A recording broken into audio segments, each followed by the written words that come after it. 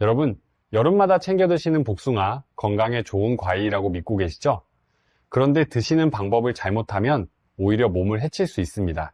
복숭아의 혈당 지수가 56점으로 사과보다 거의 1.7배나 높다는 사실 알고 계셨나요? 심지어 절대 드시면 안 되는 분들까지 있습니다. 오늘 이 이야기를 끝까지 들으시면 복숭아를 제대로 드시는 방법을 정확히 아시게 됩니다. 우리 세대는 여름하면 복숭아를 떠올립니다. 어렸을 때 마당에서 시원한 복숭아 한 입 깨물던 기억 다들 있으시죠? 달콤한 과즙이 턱을 타고 흐르던 그 느낌, 지금도 생생합니다. 그래서인지 복숭아 하면 무조건 몸에 좋은 과일이라고 생각하시는 분들이 많으세요. 하지만 이게 바로 위험한 착각입니다. 잠깐 먼저 이것부터 확인해 보겠습니다. 여러분, 복숭아 드실 때 말랑한 걸 고르시나요? 아삭한 걸 고르시나요? 만약 말랑하고 달달한 복숭아만 골라 드시고 계셨다면 오늘부터 당장 바꾸셔야 합니다. 한국영양학회에서 우리가 자주 먹는 과일 8가지의 혈당 지수를 분석했습니다. 결과가 좀 놀라운데요. 사과가 33.5점, 배가 35.7점인데 복숭아는 56.5점이었습니다. 사과보다 거의 1.7배나 높은 겁니다. 어떻게 설명드릴까요? 쉽게 말씀드리면 복숭아를 드실 때 우리 몸의 혈당이 사과를 드실 때보다 훨씬 빠르게 올라간다는 뜻입니다. 더 충격적인 자료가 있습니다. 실제 사용자 50만 건 이상의 혈당 데이터를 분석한 결과 천도복숭아를 드신 319명 가운데 무려 53%에게서 혈당 급등 현상이 확인됐습니다. 평균적으로 혈당이 35만큼 올라갔는데 가장 많이 오른 분은 387까지 치솟았어요. 이건 정말 안타까운 수치입니다. 그렇다고 복숭아를 아예 안 드셔야 한다는 이야기가 아닙니다. 우리가 먹는 방법만 제대로 알면 됩니다. 경기도 안양에 사시는 정한수 어르신, 올해 73이세요. 퇴직하신 후 텃밭을 가꾸시면서 사시는데 당뇨 진단을 받으신 지 벌써 8년째입니다. 여름이면 이웃들이 복숭아를 가져다 주시는데 혈당이 걱정돼서 한 입도 못 드시고 그냥 돌려보내셨대요. 손주들이 할아버지도 같이 드시자고 하면 마음이 아프셨다고 합니다. 그런데 대한당뇨병학회에서 발표한 적정 섭취 기준을 알고 나서 달라지셨어요. 100도 복숭아 기준으로 큰 것 반 개, 그러니까 100g 정도면 당질이 12g 밖에 안 됩니다. 천도 복숭아라면 작은 것 2개, 약 150g 정도가 됩니다. 이 정도면 우리 몸에 혈당 부담이 크지 않습니다. 자, 여기서 우리가 기억해야 할 복숭아 먹는 법 3가지를 정리해 드리겠습니다. 첫째, 단단한 복숭아를 고르세요. 덜 익은 단단한 복숭아는 혈당 지수가 40 정도로 낮습니다. 말랑하게 익을수록 당분이 올라가고 흡수 속도도 빨라져서 혈당을 확 끌어올립니다. 아삭한 식감이 혈당에는 훨씬 안전합니다. 둘째, 껍질째 드시는 게 좋습니다. 복숭아 껍질에는 식이섬유가 풍부합니다. 이 식이섬유가 우리 몸에서 당분이 흡수되는 속도를 늦춰줍니다. 수도관에 필터를 하나 더 끼우는 것과 비슷하다고 생각하시면 됩니다. 당분이 천천히 들어오니까 혈당이 천천히 올라가는 거죠. 물론 드시기 전에 흐르는 물에 표면을 문질러가며 깨끗이 씻어야 합니다. 털이 많은 품종이라면 부드러운 천으로 한번 닦아주시면 됩니다. 셋째, 단독으로 드시지 마시고 단백질이나 견과류와 함께 드세요. 복숭아만 따로 드시면 혈당이 빠르게 올라갈 수 있습니다. 아몬드 대여섯 알이나 호두 두세 알과 함께 드시면 혈당 급등을 막는 데 도움이 됩니다. 정한수 어르신도 이 방법을 알고 나서 여름에 손주들과 함께 복숭아를 드시게 되셨다고 합니다. 아, 참 다행이죠. 이제 복숭아의 진짜 힘에 대해 말씀드리겠습니다. 우리가 먹는 방법만 제대로 지키면 복숭아는 정말 대단한 과일입니다. 우리 세대가 젊었을 때 여름이면 복숭아를 보양식처럼 챙겨 먹었던 게 다 이유가 있었습니다. 우리 몸이 여름철 더위에 지치면 가장 먼저 부족해지는 게 수분과 전해질입니다. 복숭아는 수분 함량이 87% 가까이 됩니다. 여기에 칼륨, 구연산, 각종 비타민까지 들어있어서 땀으로 빠져나간 것들을 채워주는 역할을 합니다. 더위에 지치고 입맛이 없으실 때 복숭아 한 개가 보양식 못지않은 역할을 하는 거예요. 그런데 복숭아의 진짜 대단한 점은 따로 있습니다. 최근 연구에서 주목받고 있는 성분이 있는데요. 클로로겐산이라는 폴리페놀 성분입니다. 이게 뭐냐 하면 쉽게 말씀드려서 우리 장 속 유익한 균을 늘려주는 성분입니다. 우리 장 속에는 좋은 균과 나쁜 균이 함께 살고 있습니다. 집안의 청소 상태라고 생각하시면 됩니다. 좋은 균이 많으면 집이 깨끗한 거고 나쁜 균이 많으면 집이 지저분해지는 겁니다. 복숭아에 풍부한 클로로겐산은 이 좋은 균, 특히 단쇄지방산을 만들어내는 유익균을 늘려줍니다. 이 단쇄지방산이라는 게 장벽을 튼튼하게 만들어주는 시멘트 같은 역할을 합니다. 장벽이 튼튼하면 독소가 혈액으로 들어가는 걸 막아주거든요. 그래서 복숭아를 꾸준히 드시면 장 건강이 좋아지고 장이 건강해지면 면역력도 따라서 올라갑니다. 우리 면역세포의 약 73%가 장에 모여 있다는 사실 알고 계셨나요? 장이 건강해야 우리 몸 전체가 건강해지는 겁니다. 실제로 이런 분이 계셨어요. 강원도 원주에서 혼자 사시는 박영순 어르신, 올해 71이세요. 퇴직 후 텃밭 가꾸시면서 사시는데 환절기만 되면 감기를 달고 사셨대요. 겨울에는 두세 달을 기침하시면서 보내셨다고 합니다. 그런데 여름에 복숭아를 꾸준히 드시기 시작한 뒤로 그해 겨울에 감기에 안 걸리셨대요. 물론 복숭아 하나만의 효과라고 단정하기는 어렵습니다. 하지만 장 건강이 좋아지면서 면역력이 전반적으로 올라간 거라고 볼 수 있겠죠. 우리 세대는 면역력이 떨어지기 시작하는 나이입니다. 작은 습관 하나가 겨울을 건강하게 넘기는 데 도움이 될 수 있어요. 혈관 건강에도 좋습니다. 복숭아에 들어있는 칼륨이 우리 몸속 나트륨을 밖으로 내보내는 역할을 합니다. 우리가 늘 즐겨 먹는 국이나 찌개, 짜게 드시는 분들 많으시죠? 우리 세대는 어렸을 때부터 짠 음식에 익숙해져 있습니다. 소금을 많이 드시면 혈관의 압력이 올라가는데 칼륨이 이 소금기를 소변으로 빼내줍니다. 수도관에 낀 물때를 씻어내는 것과 비슷합니다. 여기에 페놀 화합물이라는 항산화 성분까지 합세합니다. 이 성분이 혈관 벽의 탄력을 지켜주고 혈류를 원활하게 해줍니다. 그래서 혈압이 높으신 분들에게 복숭아가 도움이 될 수 있습니다. 여러분, 우리 세대 혈압 관리가 정말 중요하잖아요. 피부에도 놀라운 변화를 줍니다. 예로부터 복숭아를 먹으면 안색이 좋아진다는 말이 있었는데요. 근거가 있는 이야기입니다.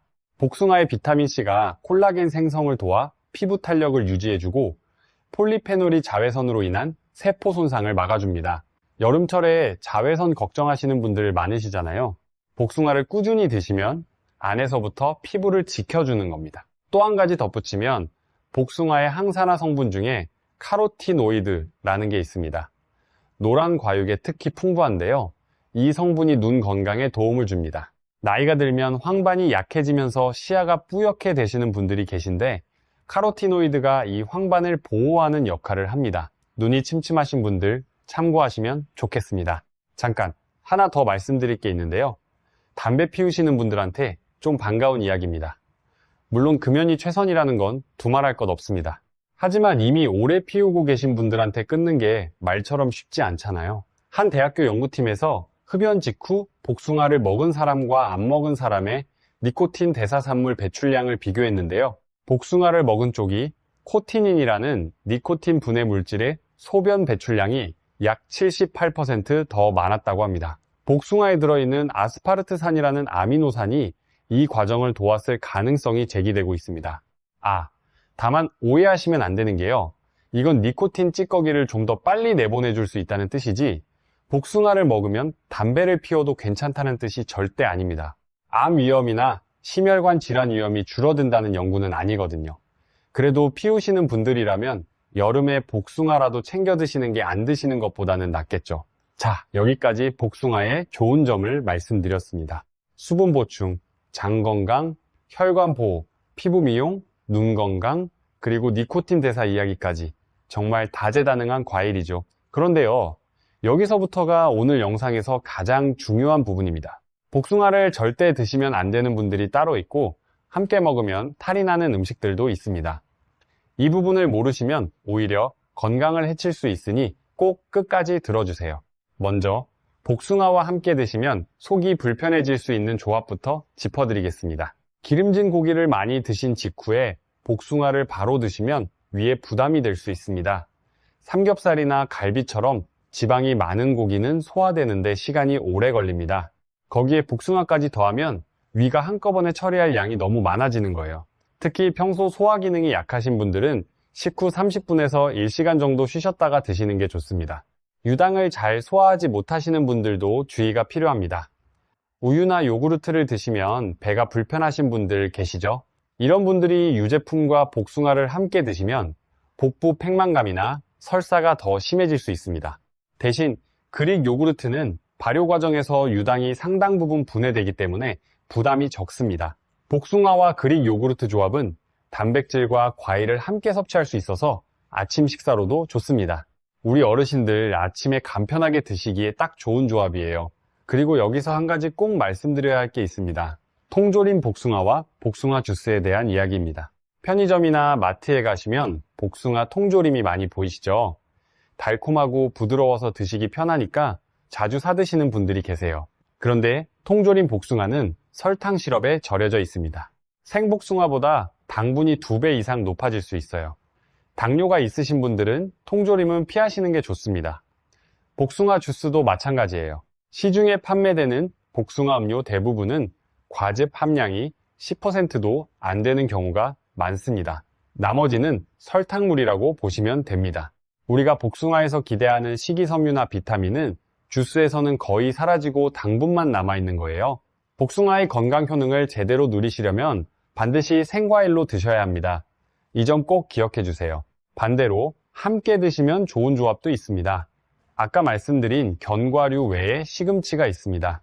시금치에 들어있는 식물성 철분은 흡수율이 낮은 편인데 복숭아의 비타민C가 이 철분 흡수를 도와줍니다. 평소 빈혈이 있으신 분들에게 특히 좋은 조합입니다. 오트밀과의 조합도 추천해드립니다. 오트밀에는 베타글루칸이라는 수용성 식이섬유가 풍부합니다. 이 성분이 장 건강과 혈당 관리에 도움을 주는데요. 여기에 복숭아를 잘게 썰어서 얹어 드시면 식이섬유를 이중으로 섭취하는 셈이 됩니다. 포만감도 오래가고요. 다만 복숭아에도 당분이 있으니까 혈당 관리 중이신 분들은 양을 적당히 조절해 주시면 됩니다. 아침에 오트밀 한 그릇에 복숭아 반 개 정도가 적당합니다. 자, 이제 정말 중요한 이야기입니다. 복숭아를 절대 조심하셔야 하는 분들이 있습니다. 전남 순천에서 작은 가게를 운영하시는 강순희 어르신, 올해 66이세요. 신장 기능이 절반 정도로 떨어지신 상태에서 여름마다 복숭아를 서너 개씩 드셨대요. 그런데 어느 날 갑자기 다리에 힘이 빠지고 심장이 두근거리셔서 응급실에 가셨습니다. 원인이 뭐였을까요? 바로 고칼륨 혈증이었습니다. 복숭아에는 칼륨이 꽤 많이 들어 있습니다. 건강한 분들에게는 오히려 좋은 성분이에요. 아까 말씀드린 것처럼 나트륨을 배출시켜 주니까요. 그런데 신장 기능이 떨어진 분들은 이야기가 완전히 다릅니다. 신장이 칼륨을 제대로 걸러내지 못하면 혈중 칼륨 농도가 위험하게 올라갑니다. 근육이 마비되고 심하면 부정맥이나 심장 마비까지 갈 수 있습니다. 이건 진짜 무서운 일입니다. 만성 신장 질환으로 치료받고 계신 분들은 복숭아를 드시기 전에 반드시 담당 의료진과 상의하셔야 합니다. 여러분, 이 부분은 꼭 기억해 주세요. 우리 주변에도 신장 때문에 고생하시는 분들 계시잖아요. 두 번째로 조심하셔야 할 분들이 있습니다. 혹시 복숭아를 드시고 목이 따끔거리거나 입안이 가려우신 적 있으신가요? 이거 의외로 많은 분들이 겪고 계세요. 충북 청주에 사시는 이복자 어르신, 올해 69이세요. 은퇴하시고 손주를 돌봐주시는데 평생 복숭아를 잘 드셨는데 몇 년 전부터 갑자기 복숭아를 먹으면 목이 간지럽고 입술이 부어오르기 시작하셨대요. 당연히 복숭아 알레르기라고 생각하셨죠. 그런데 검사를 해보니 복숭아 알레르기가 아니었습니다. 자작나무 꽃가루 알레르기였어요. 이게 무슨 소리냐 하면 자작나무 꽃가루에 들어있는 단백질하고 복숭아에 들어있는 단백질이 구조가 비슷합니다. 그래서 우리 면역체계가 복숭아 단백질을 꽃가루로 착각해서 과민 반응을 일으키는 겁니다. 이걸 교차 반응이라고 합니다. 우리가 전혀 몰랐던 사실이죠. 여기서 무서운 점이 뭐냐 하면 자작나무 알레르기가 있으시면 복숭아뿐만 아니라 사과, 배, 체리, 자두, 키위까지 같은 증상이 나타날 수 있습니다. 이 과일들이 전부 비슷한 단백질을 갖고 있거든요. 다행인 건 이런 교차 반응은 대부분 가열하면 사라집니다. 열이 단백질 구조를 바꿔주기 때문이에요. 그래서 생복숭아는 안 되지만 복숭아 잼이나 복숭아 차는 괜찮으신 경우가 많습니다. 혹시 이런 증상이 있으시면 알레르기 전문의를 한번 찾아가 보세요. 이복자 어르신은 지금 복숭아를 어떻게 드시고 계실까요? 생으로는 안 드시지만 복숭아를 끓여서 차로 만들어 드신다고 합니다. 복숭아를 잘게 잘라서 물에 넣고 약한 불에 끓이시면 달콤한 복숭아차가 되는데, 이렇게 하면 교차 반응을 일으키는 단백질이 변성되기 때문에 알레르기 증상 없이 드실 수 있습니다. 여러분도 혹시 생복숭아가 안 맞으시면 이 방법을 한번 시도해 보세요. 아, 하나 더요.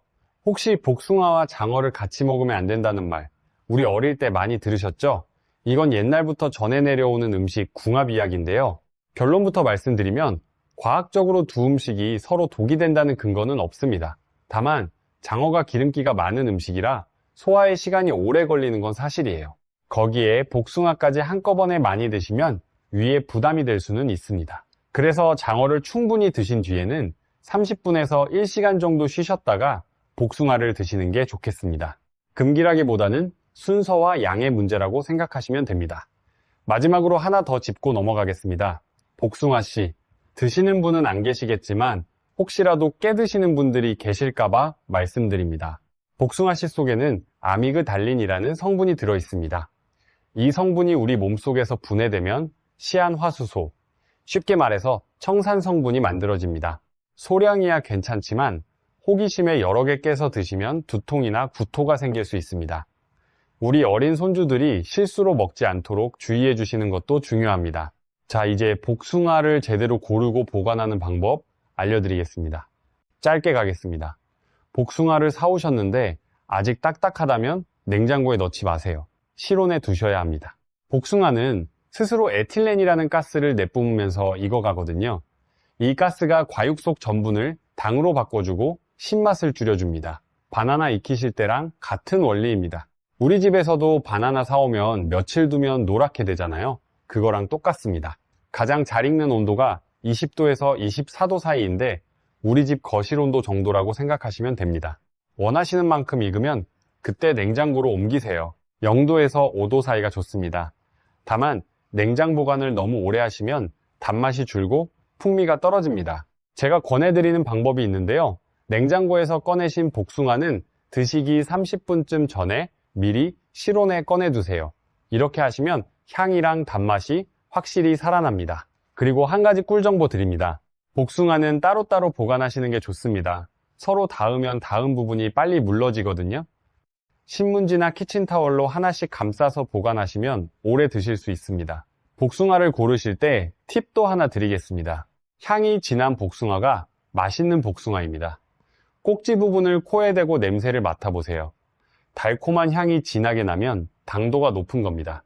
색깔만 보고 고르시는 분들이 많은데 복숭아는 품종에 따라 색이 다르기 때문에 빨갛다고 반드시 잘 익은 건 아닙니다.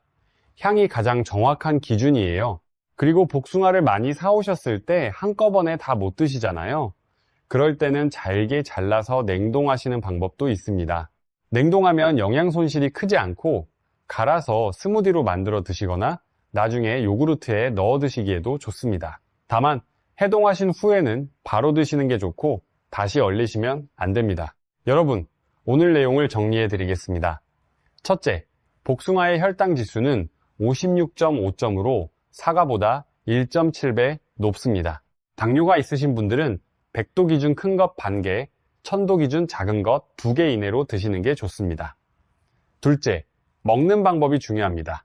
단단한 복숭아를 고르시고 껍질째 드시고 견과류와 함께 드시면 혈당 부담을 줄일 수 있습니다. 셋째, 복숭아는 장 건강, 혈관 보호, 피부 미용, 눈 건강에 좋은 성분이 가득합니다.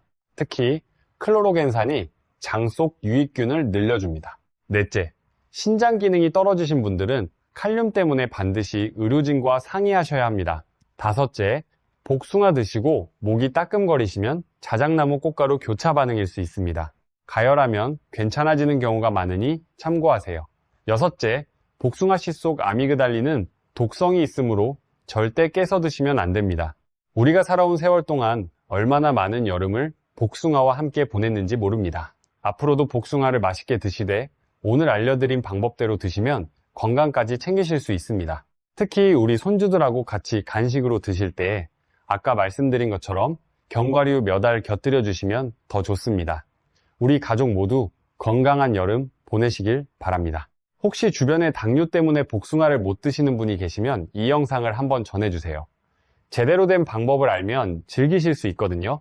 구독과 좋아요도 눌러주시면 우리 같은 세대분들께 이런 정보가 더 많이 전달됩니다. 여러분, 건강이 우리 가족의 행복입니다. 늘 건강하시고 맛있는 여름 되세요.